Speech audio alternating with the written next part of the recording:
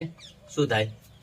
તો કદાચ આવો વિચાર આવે કે લાવો આજ રાતે 12 વાગ્યા છે ને આપઘાત કરી નાખો હોય અને એવો ઝાટકો આલો ને પછી શું આખી જિંદગી રોતા એટલે આવો વિચાર આવે તો એના પહેલા તમે તમારી માનું વિચારજો, તમારા બાપનું વિચારજો કે શું વીત છે એના ઉપર લોકો એમને શું કહેશે, 10, 15, 20 દિવસ એ લોકો કેવી રીતે કાઢશે.